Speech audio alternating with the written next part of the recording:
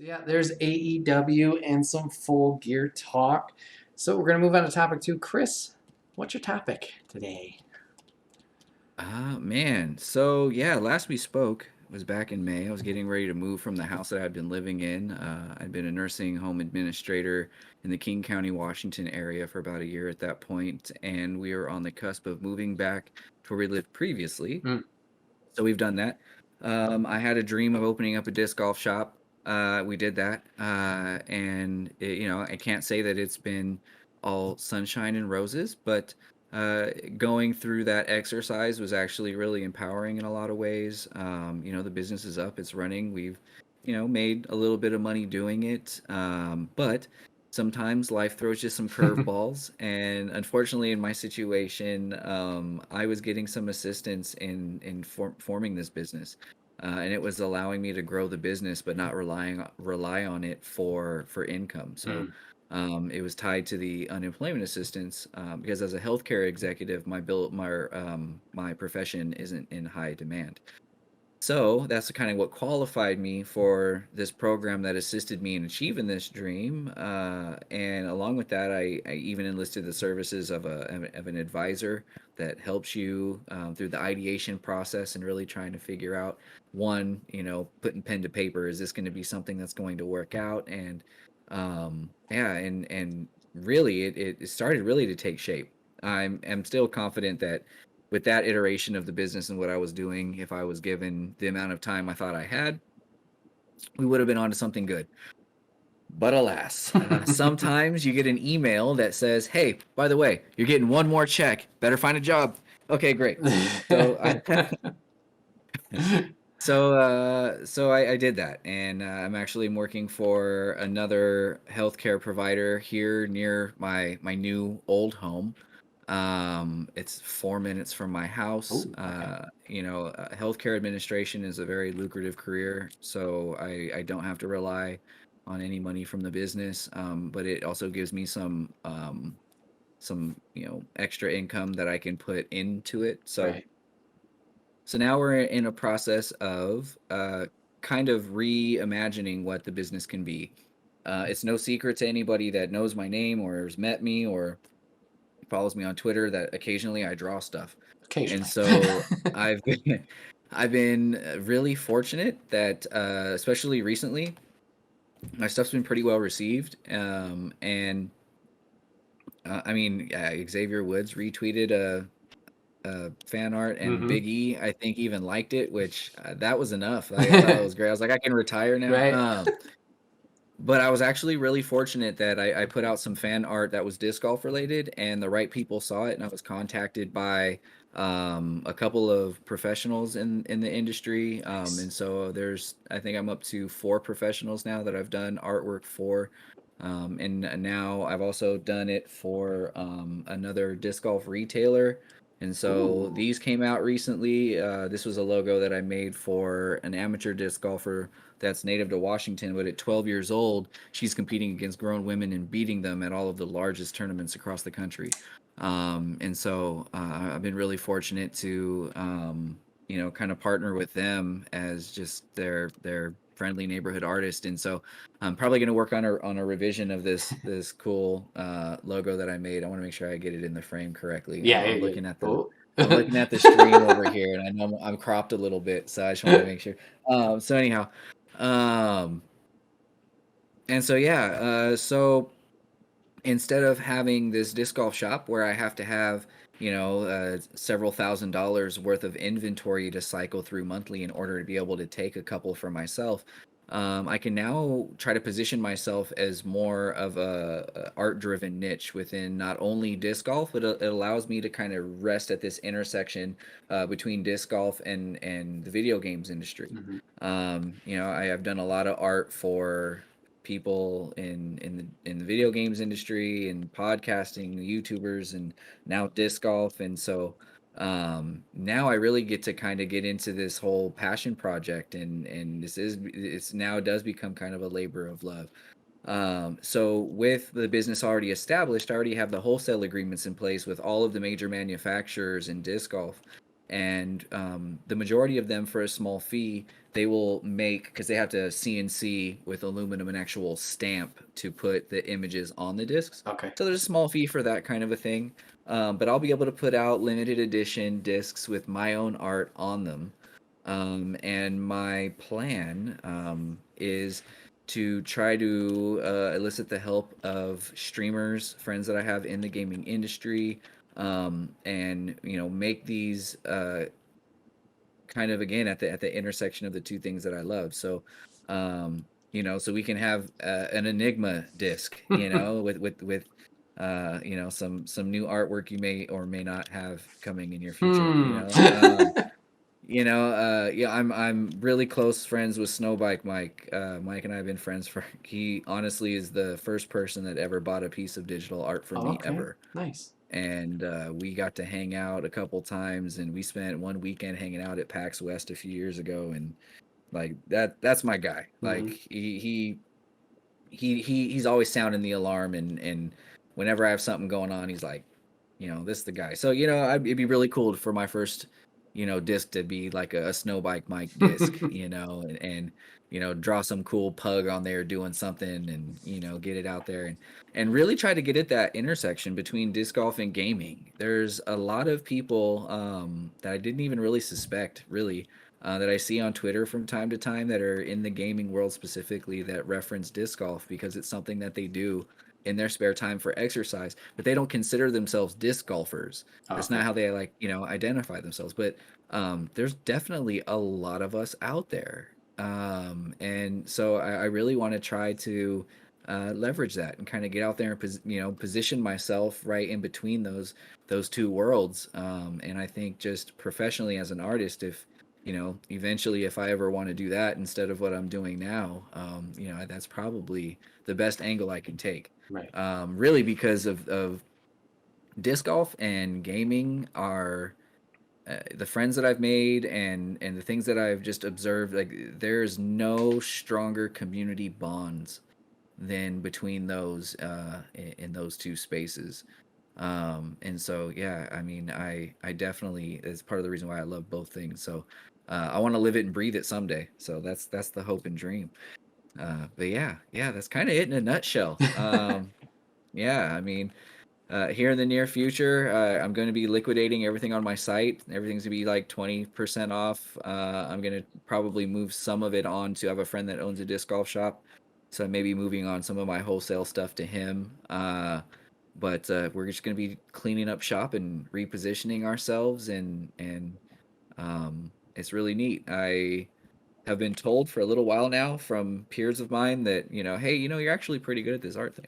Um, and I never really put that amount of stock in myself until recently.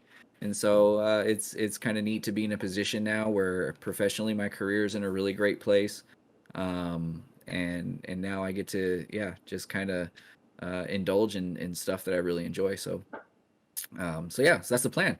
I'm gonna try to do that, and then I'm kind of honing the skills. You'll probably see a couple of pieces of art from me before the year's out.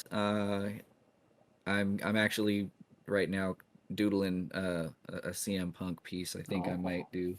Um, just because when you watch the match and you see the aftermath, it's hard to not want to draw something cool from that. But aside from that, though, I'm going to take a little hiatus, and I'm actually taking some time to observe and learn and really try to hone in and identify what I want my style to be. It's in the digital space. There's just so many different options, and there's so many different influences that I have. You can probably see a lot of my influences present in my art, but I have a picture in my head of what I want my stuff to look like. Mhm. And right now I just need a better understanding of my tools and some time to maybe do some more studying to, hone in on my own recipes for creating certain things, and then I'll get back to it sometime next year, putting out some more fan art and stuff. I might put out some sketch stuff between now and then, but yeah, it's kind of neat now. I'm going to take some time and really kind of try to uh, really try to master something, which is kind of neat. Feel like an old school monk kind of. I'm gonna go hang out in the cave and draw on the walls for a while, and we'll see what ends up coming from that. But I'm pretty excited. I'm actually starting to really kind of look at art now, in a different way. And for artists, and I know in the communities that you and I hang out in, there's a lot of fan artists and a lot of super super super talented people. And I love that my timeline on, or my Twitter feed is just filled with these awesome, amazing, supportive people. And it's neat watching all of their styles progress. And the one common thing, it's really difficult to have an image in mind and get it onto paper, and 90% of what we're doing is just trying to see, is just trying to take what we see and translate it into something that resembles what's jumping around in our imagination. And for an artist that hasn't really honed in on their own style and hasn't come up with their own recipes for creating their art, it's really hard because there's actually some freedom in having some confinement with having your own style. If you have to draw an arm and you don't have a style, then you're gonna really try hard to draw an arm. But where do you put that first line? Mm-hmm. But once you have a realized style and you're really working those recipes, then then you have a way of drawing arms, and then in almost any situation you can draw that arm, whether it's coming at you, away from you, whatever angle. And so I really am wanting to get to a place where I can rely less on on reference material. A lot of artists, and myself included, rely pretty heavily on that kind of thing, but I want to use it in a more constructive way. Mm-hmm. And know that, again, if it's an arm, that's fine. I don't care whose arm. I have my own way of making arms. I'm just using it so that way I make sure I get the angle or the lighting right, or something like that. Right. Where I feel like right now I'm a little too reliant on those kinds of things. And then I have moments where I have like ups and downs with the art, where I'll draw caricatures. Is something that I've actually really grown and improved on in the last year. I used to be pretty terrible at faces, and now I feel like when I draw people, it pretty much resembles them. I was really excited. The one I've done most recently, I felt like I hit the nail on the head pretty well. I did a Mm-hmm. Khalif Adams. Love that guy. Again, that guy's family all day. Um, that one I was really really happy with how the face turned out there. And then I have these other moments, like even though Xavier Woods was awesome enough to share the image, I felt like the face looked like I had used like a wax museum Xavier Woods as a reference, or it looks like him but almost kind of is. And so every time I look at it, I'm like, there's so many good things about this, but I really want to redo the face. Mm. And so, yeah, again, I just want to be able to just, again, have a clear idea of how to put those things together, because then I'll be able to do them in a more efficiently, Yeah. and and also make good art. Because at the end of the day, if I can get an opportunity to draw stuff that I love for a living, or maybe even just while I'm working in my current profession, take on some contracts, just small contract, one-off work with a game studio, doing some character design or something that I can do on a part-time contract basis. Right. I know that works out there. So I just got to position myself to be that guy. So yeah, so that's it.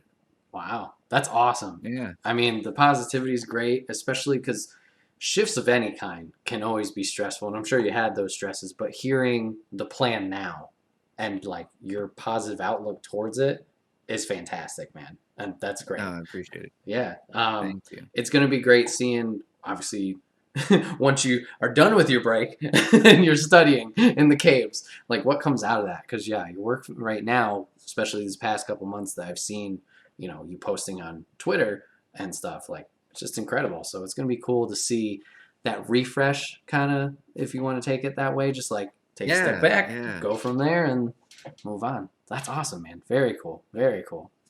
So you mentioned the studying and the tools. Is there something that like you feel, tool wise, program wise, whatever it is, like that's a starting point for you to work on? Um, so I mean, yeah, I mean, over the last couple years, I mean, so I've really only been drawing digitally for about 3 years, maybe Okay. shorter than that.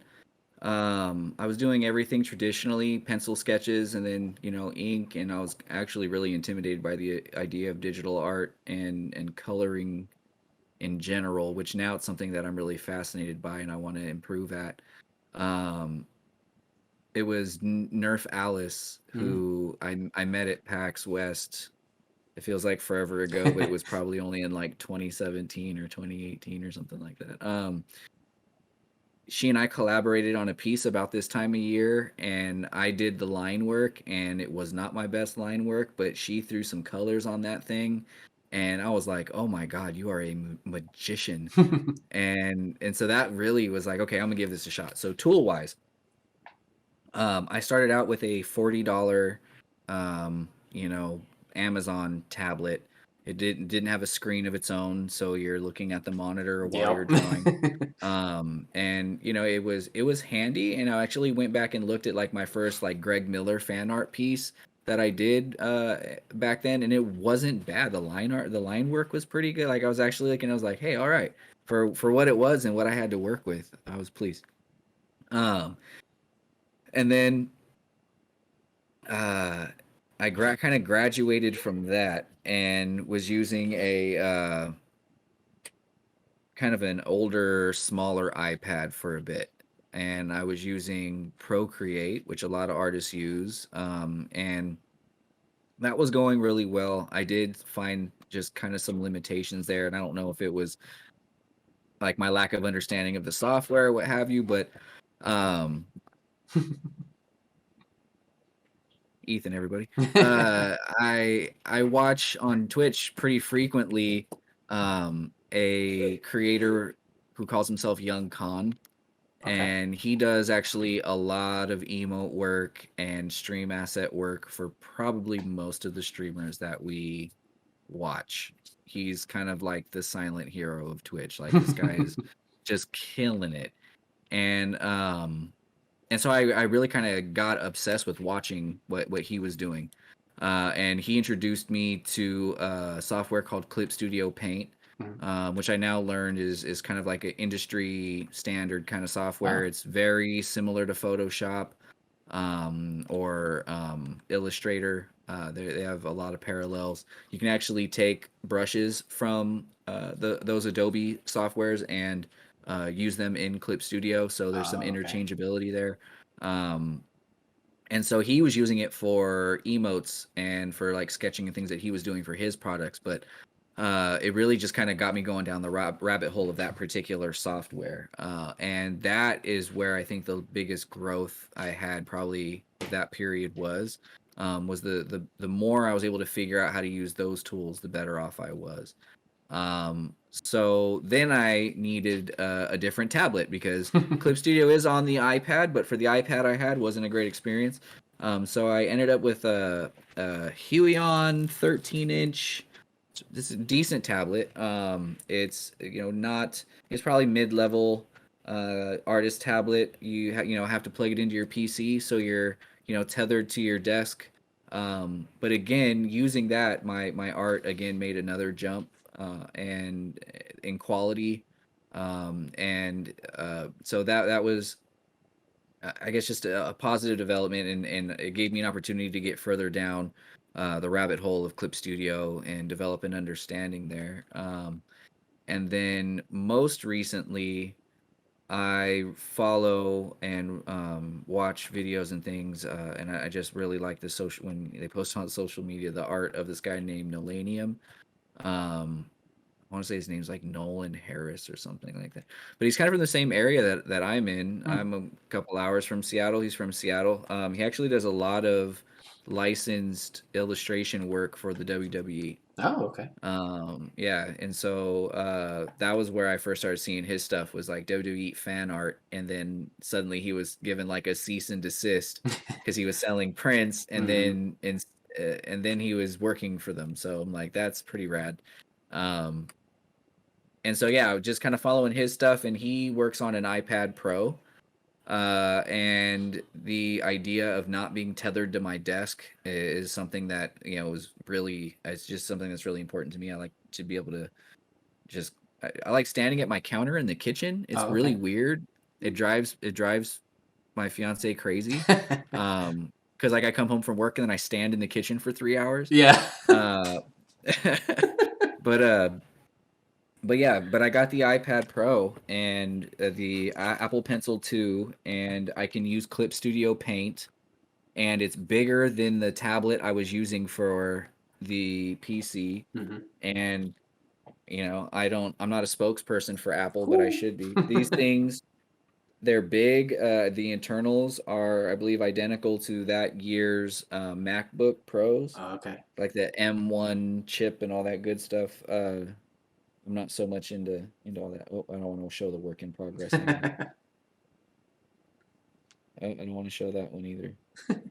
Oh, I'll show this one. But yeah, it's like the line quality. Like just, I feel like so much about the work is gotten better. It's a larger surface to work with. The Apple Yeah. Pencil works incredibly well.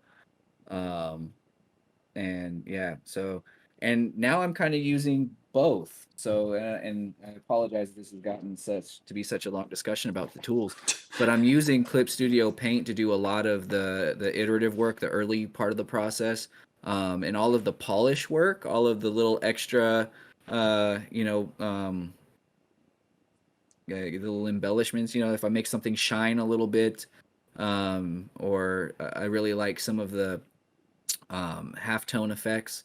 I'm polishing and finishing my pieces in Procreate. So it's cool that with this tablet I can really switch back and forth between the two, with no waiting. It's Mm. literally just a swipe of the finger, and I'm between the two if I need to be. And yeah, so I would say for digital artists, like the tools are definitely going to be the biggest part of the equation. Being comfortable, and having a good understanding of what you're working with, and that's going to end up being, a lifetime endeavor. It's like as soon as I feel like I figure something out, I see something else, or I do something on accident, and I'm like, okay, I got to figure out how that worked. How did I do that, or how did and again, down the rabbit hole you go. So. Um, but I would definitely say for anybody that starting out, iPad, Apple Pencil, couple $100, is a great place to start. And YouTube is a great resource to, you know, get pointers. Oh yeah. Oh yeah. Always something you can search on YouTube. How do I do that? Oh, okay. Just boop boop boop. There you go. Definitely for sure. Cool. You still see down there. Ah, well, nice. Well, Kris, I'm glad you got the new goals in motion and you got the plan out for yourself. That's great. We'll have to follow up in the next couple months and see how we're doing with that. What's the Yeah, next thing? yeah, definitely, definitely, Very cool. Well, guys, this has definitely. been another episode of the Wait, What Are We Talking About podcast. My name is Brett, aka Enigma 911, and today I was joined once again by Kris, aka Young Tough One. Kris, thank you so much for doing the podcast today, man. It means a lot. Hey, thank you for having me on, and thanks for being flexible with the time. Oh yeah, I mean we were both having things like, oh god, Yeah, audio things, dog things. Dog I things are don't know if important. yeah, I don't know if you can see her on screen there, but she's walking out. Yeah, anyway, Yay! that was another development too. I recently got a German Shepherd, and she's about 4 months old, and she is amazing. Good, I wanted a dog that was going to be like a family member. She's a family member, good. so I get yourself a German Shepherd for birthday, girl. If you guys want to catch this podcast live, go over to twitch.tv/Enigma911 every Sunday at 8 p.m. Eastern, usually. You can check it out over there. You can join the chat like Jeff did today. If you're a subscriber over there, join in on the conversation. We'd love to have you. If you can't catch it live, that's A-OK. You can go over to YouTube and podcast services the very next week where it's broken out topic by topic and put as one big video and MP3 for your amusement on the following Friday. Reminder, Extra Life 2021 is happening November 20th at 12 noon Eastern, 24 hours of gaming, raising money for Children's Miracle Network hospitals. Any way you can help us out by either donating, spreading the word, or watching would be greatly appreciated. If you're catching this podcast as soon as it drops, it's tomorrow, so set your calendar, set your reminders, and if you missed it, no worries. You can still donate up until the end of the year, and that will go towards that total. And last but not least, hashtag ad merch store. Get all of your swag over there, t-shirts, cups, backpacks, and more. Rep the brand. Support us, and we will love you for it. And maybe we'll have some new merch dropping soon. Maybe. We'll see. I was gonna ask. I can't wait. I saw it and I was like, how can I not? How can I not? I would be stupid. So yes, maybe we'll have some new merch on the horizon. We'll see. But yeah, Kris, thank you again so much for doing the podcast today, man. I appreciate it. Definitely, anytime. Thank you. Awesome. Viewers, watchers, listeners, thanks for hanging out, and we will see you guys on the next one. Take care.